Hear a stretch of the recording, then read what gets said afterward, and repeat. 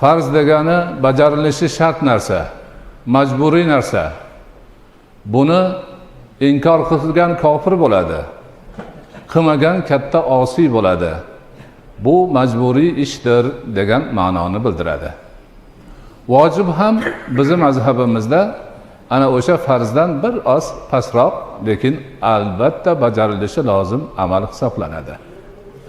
Boshqa mazhablarimizda hammasini vojib deb o'sha bizdagi farz tushunchasini beradi.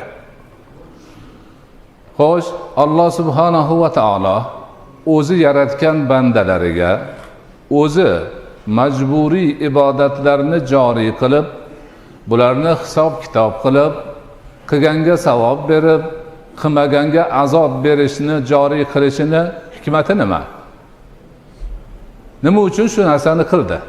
Savol shu. Bu savolga ulamolarimiz barcha narsalarni o'rganib, hujjat dalillarni saralab, qisqa qilib aytadilarki, albatta Alloh subhanahu va taolo bandalariga o'z ibodatini vojib qilishdan ko'rsalagan birdan bir maqsadi bandalarni jannatga kirishini vojib qilmoqdir.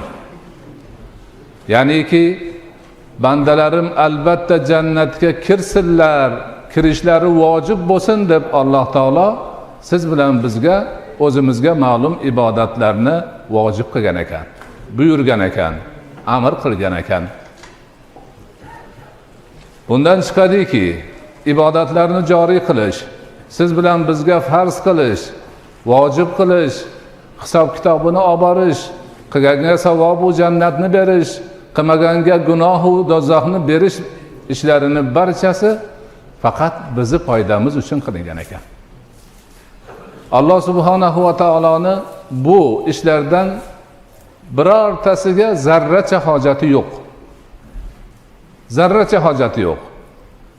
Agar butun dunyo kofir bo'lib, dunyoni kufrga to'ldirib yuborsa, Allohning xazinasidan okeanga bir cho'pni solib olgandek zarar yetmaydi. Ummonga bir cho'pni suqib unday qatarib olsa, o'shini suvi hech qanday kamimagandek, butun dunyo kofir bo'lib, dunyoni kufrga to'ldirib yuborsa, Allohning xazinasidan shuncha narsa kam qolmaydi. Yoki aksincha, butun dunyo, butun mavjudot, hammasi eng zo'r odamni, taqvodor odamni qalbiga ega bo'lib, dunyoni ibodatga to'ldirib, oshirib tashasa, Allohning xazinasiga bir tomchi qo'shilganchalik bir narsa qo'shilib qolmaydi. Hammasi bandalarning o'ziga bo'ladi. Alloh bizga ro'zani farz qilgan bo'lsa, majburlagan bo'lsa, bizni demak jannatga kirishimizni farz bo'lishini, kirishimiz naqd bo'lishini ta'minlash uchun qilgan. Alloh bizga 5 vaqt namozni farz qilgan bo'lsa, ko'zlagan birdan bir maqsadi o'sha namozni o'qib bandalar jannatga kirishi farz bo'lsin degani.